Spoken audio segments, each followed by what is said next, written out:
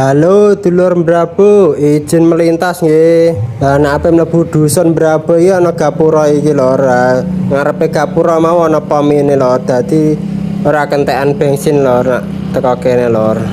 Lah aku rene iki critane di requesti ayahe Fidan lho. Omahe sekitar endi ya lho? Wonge tek ya lho, aku tak mampir lho. Soalnya ngakon review kok tak balesi ora dibales lho. Lah nak rono iku iso teko dusun Balan lho. Lah aku iki belok kiri lho. Ana wong mepek dami lho, damine nganti guaringe ngono lho. Lho iki ono mepet damin lho. Kene wakil lho sing mepet damin ning ratan ngene iki lho. Ora wedi diyak-iyak mobil mbok piye lho kene lho. Lho mrono iku ya iso tembus dalan sing lor kono lho, mbrabu sing lor kono. Lah dusun mbrabu yo ana sing ndek ana sing dhuwur. Dadine geneng ledok niku lho. Dadine ora kebanjiran daerah kene lho. Lah iki ana pertigaan lho, nak lurus rono isih ana tembusane apa buntu ya lho. Lah aku belok kanan ae iki lho. Iki ana pake mbangun rumah iki lho. Lah nak iku mang ya iso tembus kono mau lho, dalane pokoke ana tembusane kabeh lho. Lah iki masjid dusun mbrabu lho. Pagre apik lho. Sing warga kene do komen-komen ya lho, ta sing duwe dulur kene do diteki lho.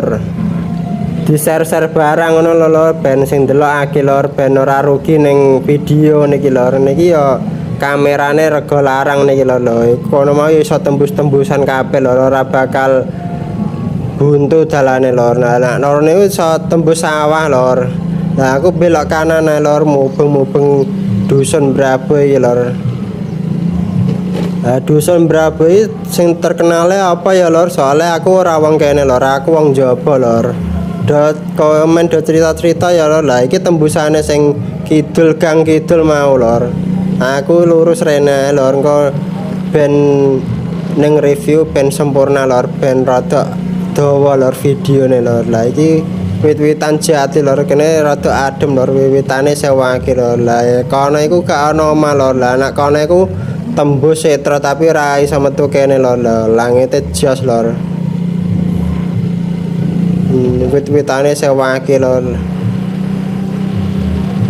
Iki bos Slepan iki lor, bos terkenal Slepan iki lor. Bos Jono ta sapa ya lor, aku lali lor. Iku ana tulisane geng apa iku. Lah pertigaan kiri mau iku